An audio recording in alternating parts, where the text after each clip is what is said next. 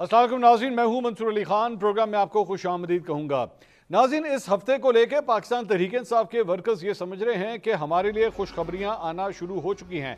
इमरान खान साहब की एक सज़ा मुअत्तल हुई और इसके साथ ही साथ अब एक ग्रैंड अलायंस की भी बातें हो रही हैं कि पाकिस्तान तहरीक इंसाफ अपोजिशन का एक ग्रैंड अलायंस बनाने जा रही है। क्या ये PDM 2 बनने जा रहा है? क्या उसी तर्ज के ऊपर हुकूमत के खिलाफ कोई बड़ी तहरीक शुरू होने जा रही है? क्योंकि मौलाना फजल रहमान तो पहले ही ये कह चुके हैं कि ईद के बाद दमादम मस्त कलंदर होगा और मुख्तलिफ शहरों में जाके मैं जल्द से जुलूस भी करूंगा। क्या एक नया सिलसिला शुरू होने लगा है और क्या PTI के लिए अब कुछ रिलैक्सेशंस आना शुरू हो रही हैं?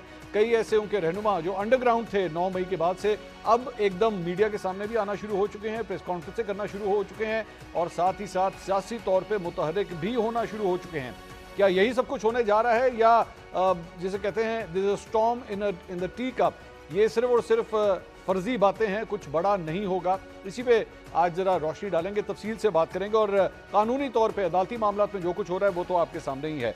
अपने पैनलिस्ट का इंट्रोडक्शन कराता हूँ। सीनियर तज्जियाकार एंकर पर्सन मुबशर लुकमान साहब आज हमारे साथ मौजूद हैं, हमें ज्वाइन कर रहे हैं। सीनियर तज्जियाकार और एक्सप्रेस न्यूज़ के ब्यूरो चीफ आमिर इलियास राना साहब हमारे साथ मौजूद हैं और हमें ज्वाइन कर रहे हैं सीनियर तज्जियाकार अतर काजमी साहब। तीनों मेहमानों का बहुत बहुत शुक्रिया। और ये भी एक हैरानकुन बात है, आज मेरे तीनों मेहमानों ने ब्लू रंग पहना हुआ है। तीनों का एक ही रंग है, पता नहीं ये आपस में खुद डिसाइड करके पहना गया है या ये कुदरती तौर पे हो गया। लेकिन मैं सबसे पहले मुबशर लुकमान साहब से ये पूछना चाहूँगा, ये इमरान खान साहब के हवाले से उनकी सज़ा भी मुअत्तल हो गई और अब जो है वो एक बड़ी तहरीक की भी बातें हो रही हैं। मुबशर लुकमान साहब, क्या ये हकीकत है कि अब कुछ इमरान खान साहब के लिए, PTI के लिए जो है कोई रूम निकल रहा है और कुछ रिलैक्सेशंस हो रही हैं? पहले तो आपका शुक्रिया और आपके चैनल का भी शुक्रिया, मैं और आपके मेहमानों को भी अस्सलाम वालेकुम और नाजरीन को भी। मैं आपको एक बात बताऊं कि ये काफ़ी लोगों की ख्वाहिश तो हो सकती है लेकिन हकीकत से दूर है। इमरान खान बेल पे तो आ सकते हैं, ज़रूर आ सकते हैं, लेकिन अभी उसमें भी चंद महीने हैं। अनलेस एंड अनटिल आप हर जगह तब्दीलियां करा रहे हो, हर शोबे में, हर डिपार्टमेंट में, तब तो ठीक है, आप उनको निकाल लें, उससे पहले वो मुमकिन नहीं है। और बात यह है कि इमरान खान साहब जो हैं वो ग्रैंड अलायंस में अब जा रहे हैं फजल रहमान साहब के साथ, और ये देख लें कि फजल रहमान साहब और इमरान खान एक हो गए हैं। तो वो क्या कहते हैं, बदलता है रंग आसमां कैसे कैसे, जमीन खा गई पहलवान कैसे कैसे। तो अभी ये पहलवान खाए भी जाने हैं कुछ। और दूसरी तरफ ये है कि ये समझते हैं कि हुकूमत जो है ये पहले 6 महीने में बड़ी वीक विकेट पे है और जो कुछ है इन 6 महीने के अंदर हो सकता है। तो ये इस 6 महीने के अंदर बड़ा जोर लगाएंगे, लेकिन मेरा नहीं ख्याल कि फिलहाल कुछ और होने वाला है। या तो आप हर तरफ ही तब्दीलियां करवा दें और चेंजेस करवा दें और फिर अपना ये कर लें इस तरह से, लेकिन यह है कि I doubt it very much Mansoor, I doubt it. Pakistan Peoples Party कहीं डिच तो नहीं कर देगी? सबसे ज्यादा शक तो जाहिर बात है उसी तरफ जाता है। पाकिस्तान पीपल्स पार्टी और पाकिस्तान तहरीक इंसाफ की आपस में राब्ते हैं और मिड सीनियर लेवल के राब्ते हैं और काफ़ी ज़्यादा वो एक दूसरे से करीब हुए में हैं। देखें, पाकिस्तान पीपल्स पार्टी की जो सियासी दुश्मनी है वो PMLN से, वो तो बड़ी पुरानी है और सबको पता है उसका। और यह है कि PTI का एक वोट बैंक है, सपोर्ट बैंक है, बहुत ज़्यादा है। तो पीपल्स पार्टी उसको कैश भी करना चाहेगी। फौरी तौर पे ये नहीं होगा, जो भी होगा हर चीज में टाइम लगता है मंसूर। हुकूमत गिराना आसान काम नहीं होता, हुकूमत गिरते गिरते भी बहुत टाइम लग जाता है। पीपल्स पार्टी अभी डिच नहीं कर सकती, वो भी टाइम लेगी, साल तो लेगी कम अज कम। अच्छा, आमिर इलियास राना साहब, आपकी क्या राय सर? ये ग्रैंड अलायंस मौलाना और इमरान खान साहब के दरमियान या PTI और JUFA कह लें, इनके दरमियान क्या वाकई कोई अलायंस बन सकता है? ये तो महमूद अशरकज़ई साहब का नाम भी आ रहा है कि जनाब उस अलायंस की सरबराही वो करेंगे। देखें, हर एक के अपने मफादात होते हैं और सियासी जमातों में लड़ाइयाँ भी उरूज पे जाती हैं और दोस्तियाँ भी जाती हैं। तो कोई पहले सोच सकता था PMLN और पीपल्स पार्टी फिर मिसाक जमहूरियत हुआ, जिसमें एक तरफ खान साहब भी खड़े हुए थे और सब कुछ चंदा बंदा भी नवाज शरीफ से, उनके वालिद से लेते रहे, फिर लड़ाइयाँ हो गई और दुश्मनी में बदल गई। फिर मौलाना फजल रहमान के बारे में क्या क्या कुछ नहीं कहा और महमूद अचकज़ई के बारे में इमरान खान साहब ने। अब उनकी पार्टी जो है उनके दरों पे हाजिर है।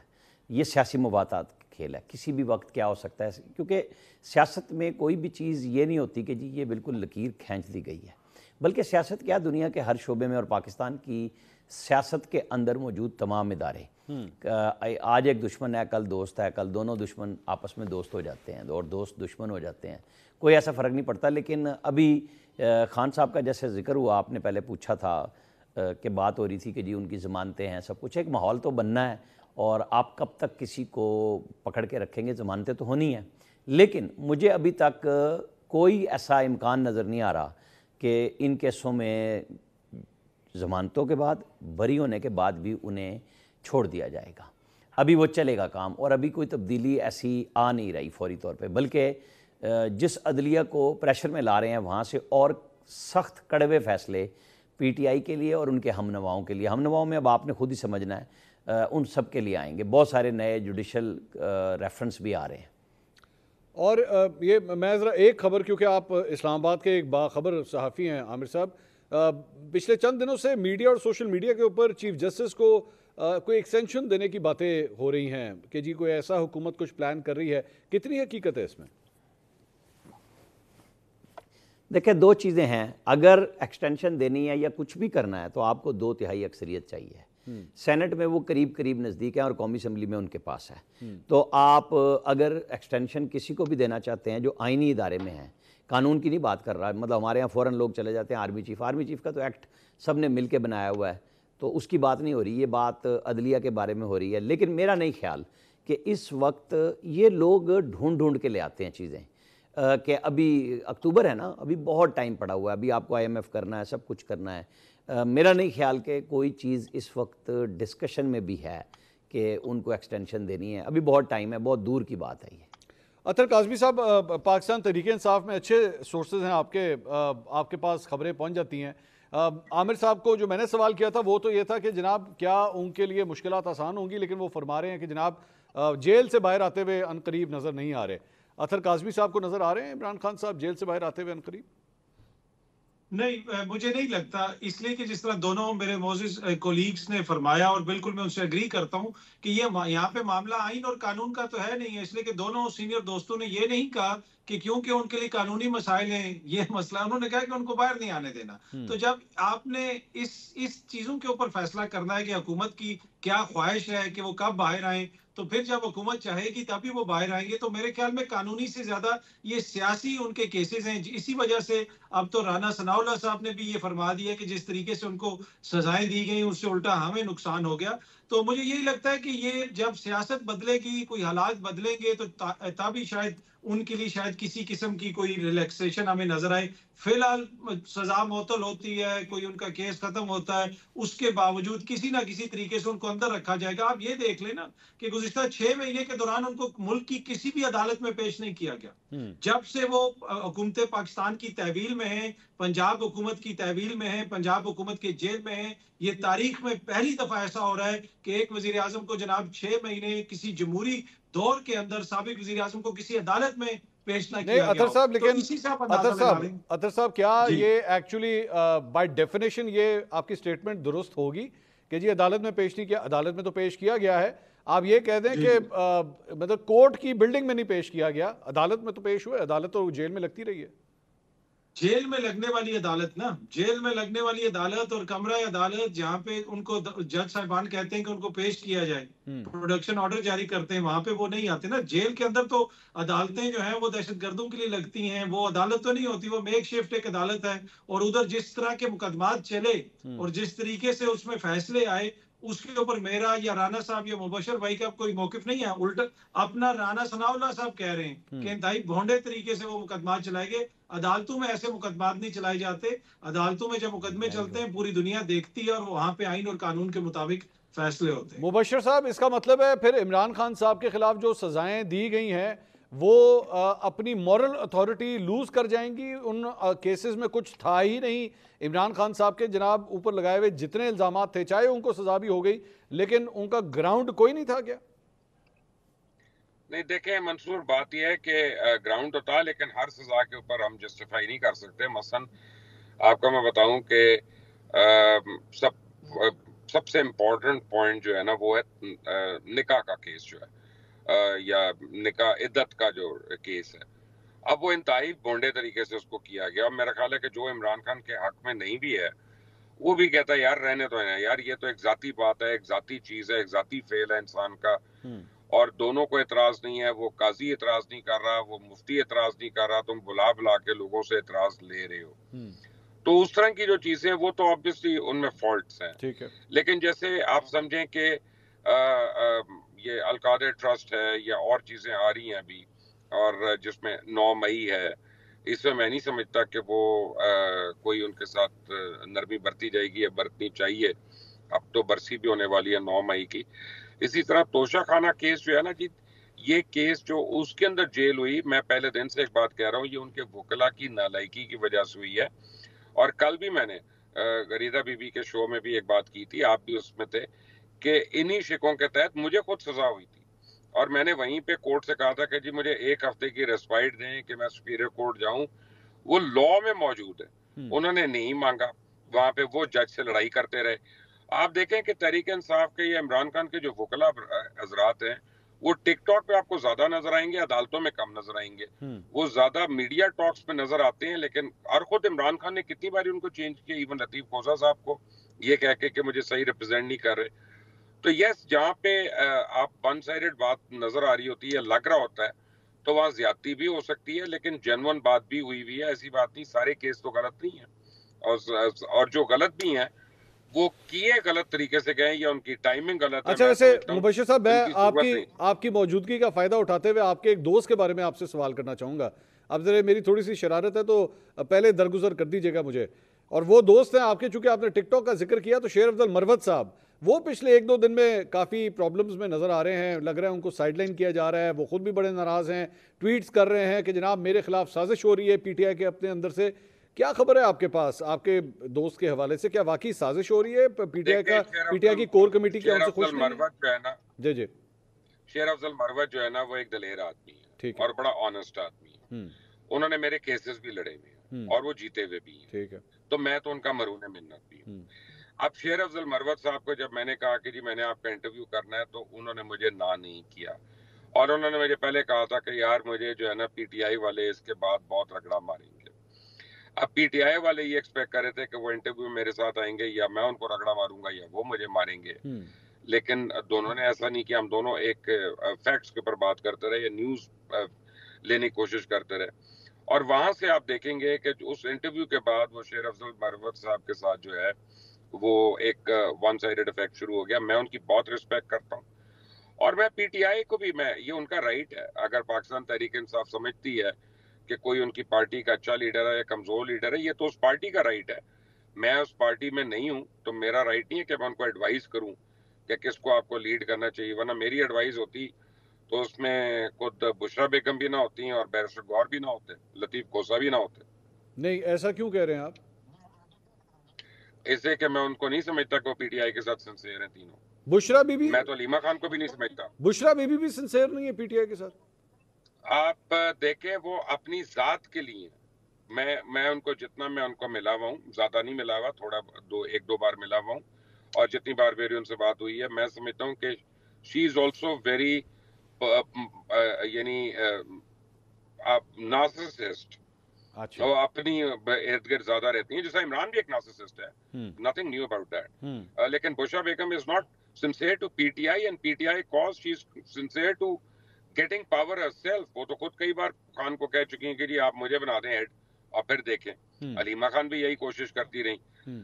अब देखें, पीटीआई के अंदर बड़े लोग हैं जिन्होंने बड़ी मेहनतें भी की हैं, जिन्होंने बड़ी मारें भी खाई हैं और अब खा भी ली हैं, और जिन्होंने करप्शन भी नहीं की है। ठीक है, उन लोगों में से कई लोग हैं जिनको चांस मिलना चाहिए आगे आने का, और वो बेचारे खुद इन लोगों ने उनको साइडलाइन किया हुआ। आमिर साहब, आपके पास क्या खबर है? ये एक अजीब किस्म की लड़ाई देख रहे हैं हम, ये जहाँ पे खुशखबरियाँ थोड़ी सी पीटीआई के लिए आई, वहाँ पे ये लड़ाई झगड़े भी आपस में चल रहे हैं। शेर अफजल मरवत साहब का मैं जिक्र कर रहा था, उनके बारे में ये खबर है कि जी जो स्पोक्स पर्सन हैं उनकी लिस्ट से उनको निकाल दिया गया है, उनकी जो सोशल मीडिया टीम है उसके बारे में अहकाम जारी हुए हैं कि जी उसे भी ख़त्म कर दिया जाए। ये क्या मामला है? क्या शेर अफजल मरवत पूरी एक साइड पर और पूरी कोर कमेटी एक साइड पर खड़ी है पीटीआई में? देखें, ये जो बड़ी जमातें होती है ना, उसके अंदर ये प्रोग्राम तो होता ही है कि लोग एक दूसरे की टांगें खींचते हैं। आपने असद कैसर साहब का बयान नहीं सुना, जो वो चीफ मिनिस्टर से कह रहे थे कि वफाकी हुकूमत से ताउन ख़त्म कर दें, बड़े अग्रेसिव होके वो बात भी करते हैं। तो असद कैसर साहब भी अपोजिशन लीडर बनना चाह रहे थे, अच्छा, लेकिन उमर अयूब बन गए। तो यहाँ पे अंडरमाइन करने में आप देखें, जिसको पार्टी का चेयरमैन बनाया गया है बैरिस्टर गौहर को, बड़े अच्छे सॉफ्ट स्पोकन है, लेकिन जब अली ज़फ़र साहब ने उनकी अनाउंसमेंट की थी, वो 7 मिनट की तकरीर में उनकी चेयरमैनशिप को पहले ही दिन ज़ीरो कर दिया था कि हमारा फ़लाँ आदमी भी बड़ा बिज़ी है, हमारा फ़लाँ बंदा भी बड़ा बिज़ी है, लेकिन बस हमारे पास फिर ये बचे तो हम इन्हें चेयरमैन बना रहे हैं। अब उसके अंदर शेर अफजल मरवत वो हैं जो बड़ा खुल खिला के बाहर भी आए। आपने जिक्र भी किया कि अब वो लोग बाहर आ रहे हैं जो छुपे हुए थे। देखिए, सियासतदान जो होता है ना, उसका काम मैदान में लड़ने का है। ये जो छुप गए थे फिर अब खुद ही आ गए ना बाहर। 2-4 एक आधा कह देंगे आपके कि जी कोई कंप्रोमाइज़ था, वरना अब सब बता रहे हैं ना कि हम यहीं पे थे, हम भागे नहीं, हम पाकिस्तान से बाहर नहीं गए। तो शेर अफजल मरवत तो उस वक्त केपी में भाग रहा था, फिर उसके खिलाफ एक प्रोपेगेंडा पाकिस्तान से बाहर से भी शुरू हुआ। कुछ उन्होंने तेज़ी बहुत दिखाई तो पार्टी के अंदर मुखालफत होती है।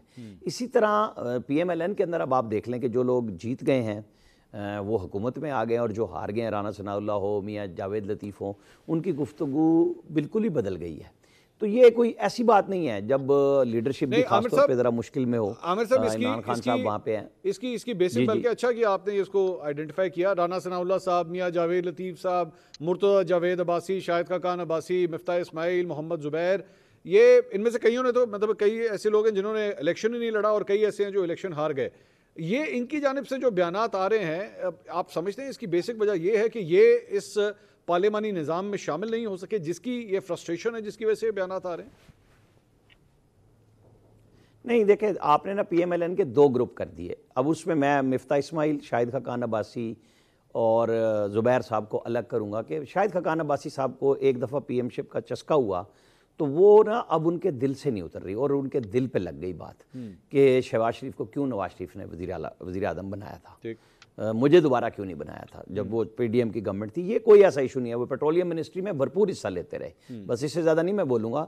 मिफ्ताह इस्माइल साहब उनके वज़ीर ख़जाना थे और डार साहब की और उनकी नहीं बन रही थी, लिहाजा उन्होंने यही समझा, वो ग्रुप बना के चल पड़े कि ये जितनी बहादुरी की बातें, शायद खाकान अब्बासी साहब हमारे बड़े मोहतरम हैं, ये साकिब निसार के साथ जाके ये क्यों चुप हो गए थे जब उन्होंने कहा नैब का कानून, मियाँ साहब ने कहा था बदलो, बदलने की तैयारी थी तो ये बकरी हो गए। क्यों हुए उस वक्त कि मैं उड़ा दूंगा, वही उड़ा दें आप। अब भी तो उड़ाया था, PDM गवर्नमेंट ने भी तो नैब ला बदला था, सुप्रीम कोर्ट ने स्टे दे दिया था, मतलब और करके वो भी कुछ नहीं गए। लेकिन ये बातें बाद में बहुत सारे लोग करते हैं, जब इख्तियार था तो नहीं कर सके। अब राना सनाउल्लाह साहब हैं, वज़ीर दाखिला थे, कितनी बड़क मारते थे, लेकिन एक्चुअली क्या किया? सारे लोग यही कहते थे ना भाई, आपने अगर अब भी आज भी मैं तो यही कहूँगा कि 9 मई है, बिल्कुल है, तो हकीकत है, तो भाई फिर सजाएं कहाँ हैं? ये प्रेस लीजें, प्रेस कॉन्फ्रेंसें बहुत हो चुकी हैं। आप लोगों को अब एक तो गवर्नमेंट आ गई है, इश्यूज़ की तरफ चले जाएं कि मसले हल करें लोगों के। बाकी ये सियासी जमातों की जो बात मैंने आपसे कही थी, ये हर बड़ी सियासी जमात में इस तरह की ग्रुपिंग होती है। भुट्टो साहब जब जेल में चले गए थे, आज उनकी शहादत बरसी कह लें, जो भी वो दिन भी मौजूद है, और उनको इंसाफ भी 50 साल के बाद सुप्रीम कोर्ट ने दिया कि उनके साथ ज्यादती हुई थी। तो उनके लोग, मुस्तफ़ा जतोई मरहूम, कितने बड़े बड़े लोग स्टालवर्ड्स थे। ये एतजाज़ हसन साहब जो पीपल्स पार्टी से हटते नहीं हैं, ये तहरीक इस्तक़लाल में चले गए थे। बड़े बड़े लोग निकल जाते हैं साइडों पे, उस वक्त वो मतलब बहुत बड़े लीडर नहीं थे, नाम आज भी मौजूद है। तो ये सियासी जमातों पर जब बुरा और अच्छा वक्त आता है तो दोनों वक्तों में मुख्तलिफ लोग होते हैं जो क़यादत कर रहे होते हैं। मैं एक ब्रेक लूंगा। मुबशर लुकमान साहब, आपका शुक्रिया, आप हमारे साथ मौजूद थे। नाज़रीन, एक ब्रेक लेंगे, ब्रेक के बाद डिस्कशन को मज़ीद आगे बढ़ाएंगे, क्योंकि जिस तरह बात हुई अभी थोड़ी देर पहले, आमिर साहब ने फरमाया कि आज 4 अप्रैल है और 4 अप्रैल को जुल्फ़िकार अली भुट्टो साहब को जो है वो फांसी भी दी गई थी। पाकिस्तान पीपल्स पार्टी का वो सफ़र जो 1979 से लेकर आज 2024 में ये पीपल्स पार्टी कहाँ खड़ी है, कुछ इसके बारे में बात करेंगे। PTI के ऊपर भी कुछ मज़ीद गुफ्तगू करेंगे अतर काज़मी साहब से। एक ब्रेक के बाद हमारे साथ रहिए।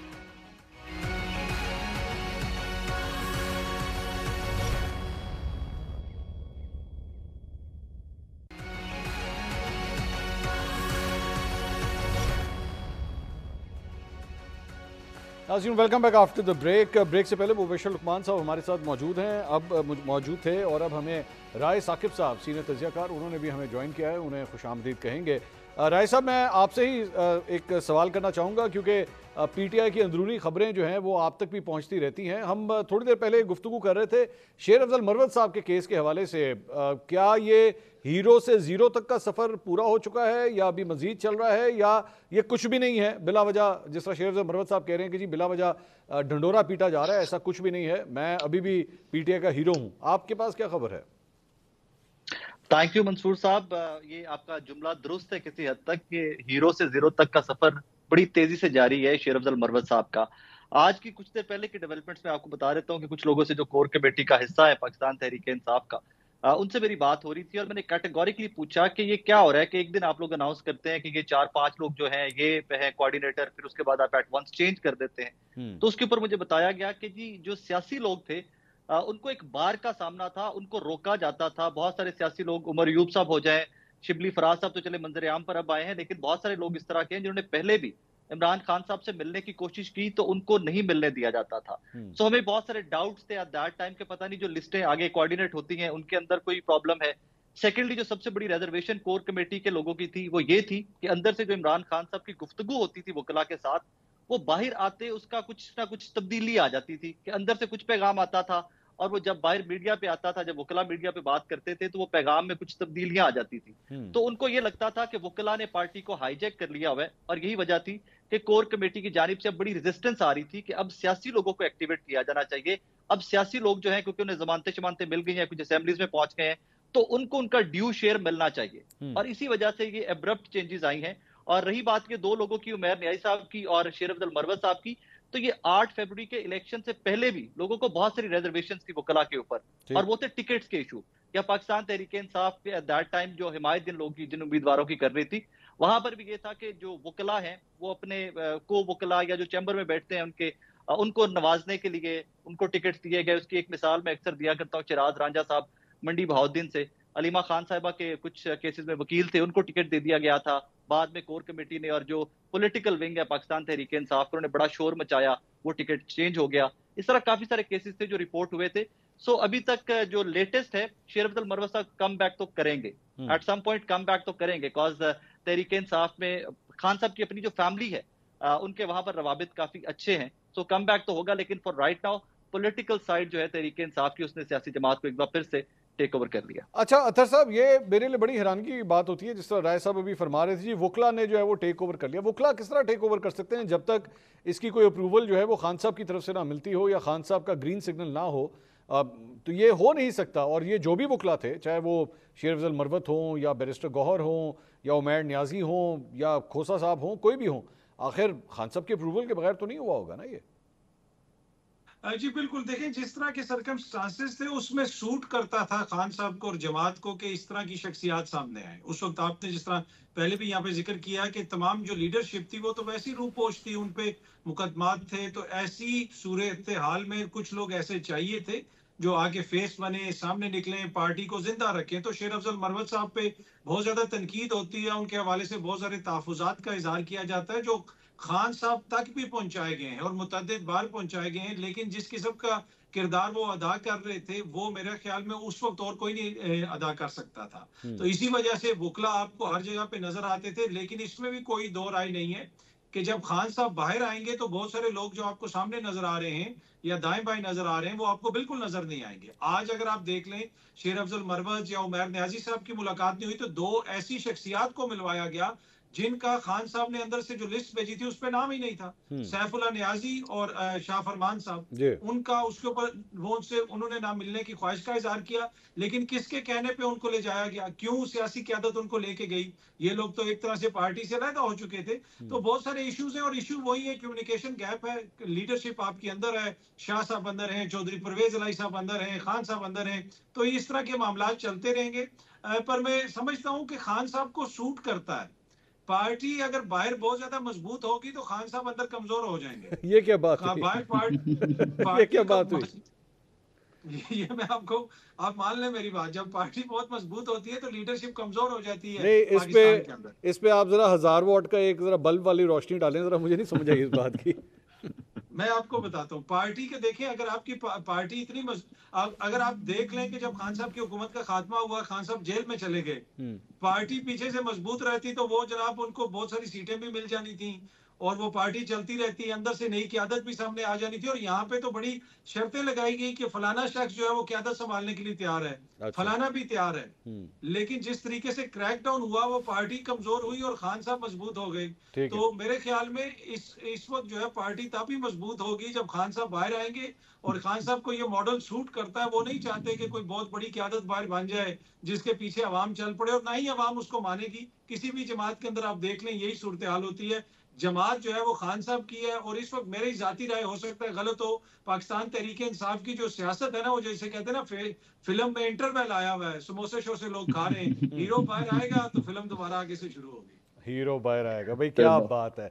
मैं टीम से कहूंगा ये वाला क्लिप जरूर निकाल देंगे जो हीरो बाहर आएगा।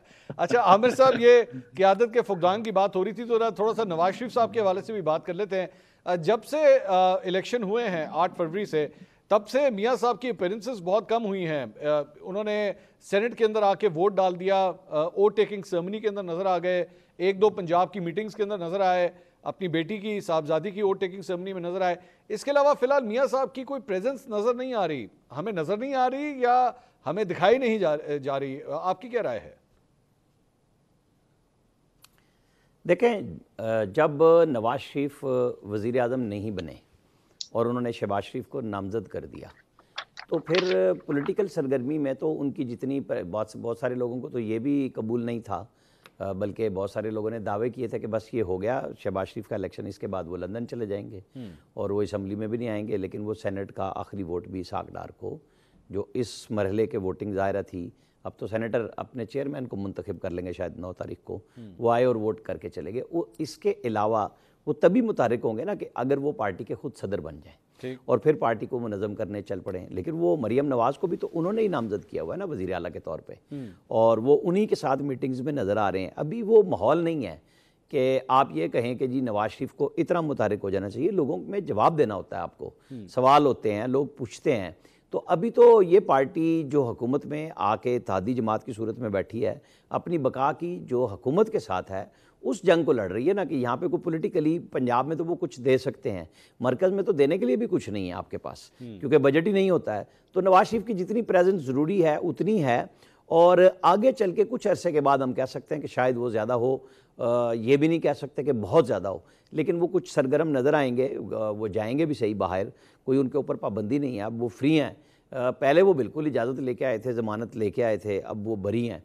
लेकिन बहुत सारे लोगों को बिल्कुल था कि जी बस ये आखिरी अशरे में गए और लंदन चले गए, उनके ऊपर कोई पाबंदी नहीं है। लेकिन ये उनका अपना फैसला है कि फ़िलहाल वो मरियम नवाज को देख रहे हैं। आमिर साहब, आपने अभी एक जुमला कहा, आपने भी एक जुमला कहा कि पहले वो इजाज़त लेकर आए, ज़मानत लेकर आए। ये मैं समझा नहीं, किससे इजाज़त लेकर आए, किससे ज़मानत लेकर आए? आपको पता है इस्लामाबाद हाई कोर्ट का, अच्छा कोर्ट की बात जमानत ली थी ना, कोर्ट की बात करें जिनकी जी बाकी आप जिनकी लेना चाहते हैं उनके नाम ले दें, मैं आपको उसके ऊपर मैं किसी की नहीं लेना चाहता, मैं तो आपसे पूछ रहा हूँ। ये उस हाई कोर्ट की उसी हाई कोर्ट की बात हो रही है जी, जिसके मुअज़्ज़िज़ जज साहिबान आजकल लाइमलाइट में हैं, और उनके साबिक चीफ जस्टिस यानी जस्टिस अत्तर मिनल्ला साहब वो वहाँ बात कर रहे थे कि जी बड़ी जबर है, आज़ादी नहीं है।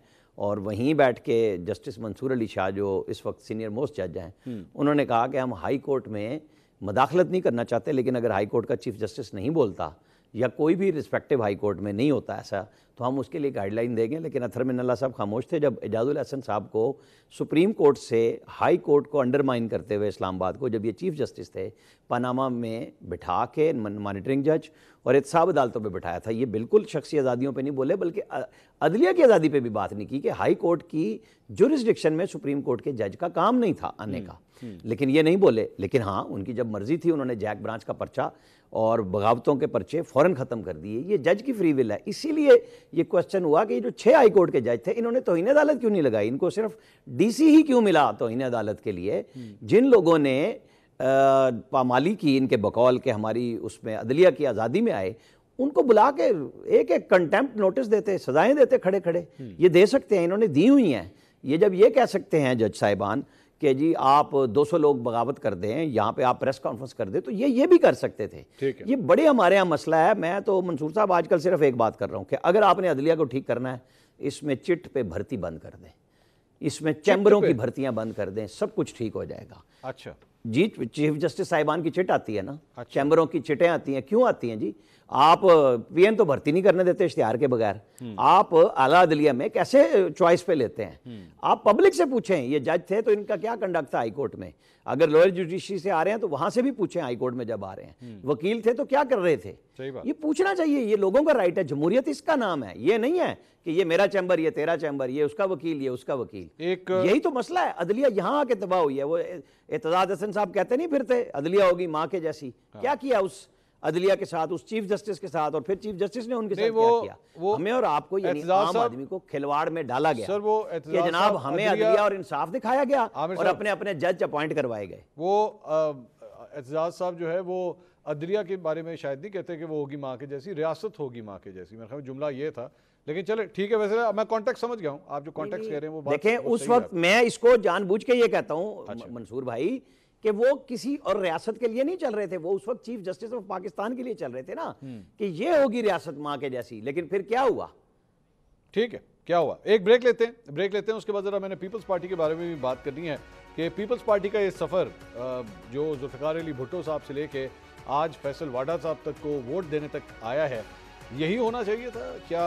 यही हर घर से भुट्टो निकलेगा का जो नारा है, यही उसकी अक्कासी कर रहा है सही तरीके से? बात करते हैं ब्रेक के बाद, हमारे साथ रहिए।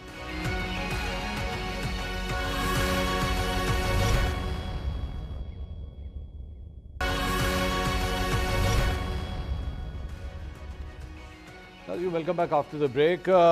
मैं आपसे सवाल करना चाहूँगा राय साहब के इस हफ्ते के आगाज़ में मेरे पास पाकिस्तान पीपल्स पार्टी के सीनियर रहनुमा चांडियो साहब वहाँ पे मौजूद थे। मैंने उनसे सवाल किया कि अगर आज भुट्टो साहब जिंदा होते तो क्या फैसल वाडा साहब जो हैं वो सेनेटर होते?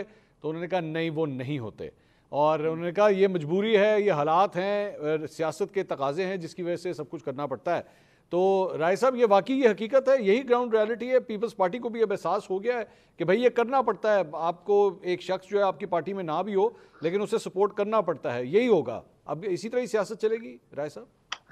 मंसूर साहब, भुट्टो साहब की सियासत के ऊपर जब आप ब्रेक पे जाने से पहले कह रहे थे अगला टॉपिक हमारा ये है, तो मेरे जहन में जवाब यही वो क्लिप था आपके शो का चांडियो साहब वाला, कि अगर भुट्टो साहब जिंदा होते आज तो ये तमाम लोग सियासत का हिस्सा शायद नहीं होते, जिनके नाम बहुत सारे हैं। अब तो एक नाम लिया आपने फैसल वाडा साहब, और भी काफी सारे नाम है इस तरह के जो पॉलिटिकल पार्टीज की तरफ से तो नहीं आए लेकिन सभी ने उनको वोट तो डाले हैं। यहाँ पर सोचने की बात यह है कि विन विन पोजीशन में तो पीपल्स पार्टी आज भी बैठी हुई है। सदर साहब ने अगर कोई कॉम्प्रोमाइज कहीं पे किया है कि एक आधी सेनेट की सीट के ऊपर वोट डलवा दी है तो फिर भी विन विन पोजीशन में है। किक पे जो हिट लेनी है, जो किक लेनी है, वो तो पीएमएलएन ने लेनी है। शहबाज शरीफ साहब वजीर आजम है। पीपल्स पार्टी की पॉलिटिक्स एक, हाँ वो पॉलिटिक्स ऑब्वियसली नहीं है जो भुट्टो साहब की पॉलिटिक्स थी, लेकिन जो मौजूदा सर्कमस्टांसेस के अंदर पॉलिटिक्स इस तरह की थी कि पीडीएम 1 या आप जिसको हम पीडीएम 2 कह लेते हैं, तो वो तो उसी का एक पीडीएम 1 का सफर चला आ रहा है। पीडीएम 2 में इस दफा ये हो गया कि उन्होंने बिल्कुल सेफली भुट्टो साहब की जमात को बिल्कुल सेफली साइड पे कॉन्स्टिट्यूशनल ओहदे लेकर, इस तरह के ओहदे लेकर रख लिया कि जनाब कल को इकोनॉमी बेहतर नहीं होती, जो भी पॉलिटिकल हिट आती है वो पीएमएलएन लेगी और हम लोग चुप करके साइड पे बैठे रहेंगे कि भाई हमारे पास तो कोई वजारतें नहीं थी। लेकिन डेफिनेटली एक चीज है, आज का दिन भी शायद इसी दिन के मुनासबत से भी ये बात की जानी चाहिए कि ये भुट्टो साहब की सियासत या भुट्टो साहब की जमात नहीं है, ये जरदारी साहब की जमात और जरदारी साहब की सियासत है। ये बेनजीर भुट्टो साहिबा की सियासत और बेनजीर भुट्टो साहिबा वाली पीपल्स पार्टी नहीं। अतर काज़मी साहब, दूसरी जमातों से के हवाले से पीपल्स पार्टी वालों से अगर आप बात करें तो वो कहते हैं कि भाईजान आपको दूसरी जमातें नहीं नजर आती क्या? पाकिस्तान तहरीक इंसाफ के जो वजीर ख़जाना थे वो पाकिस्तान तहरीक इंसाफ के थे, या मोहसिन नकवी साहब को अगर वोट डाला तो क्या हमने अकेले ने डाला है? मुस्लिम लीग नून ने नहीं डाला, मुस्लिम लीग काफ ने नहीं डाला, आपको वहाँ नहीं नजर आते? भाई मजबूरियाँ हैं, करना पड़ता है, मुल्क है, चलाना पड़ता है, इसी तरह ही होता है। ये तावील ठीक है अतर साहब?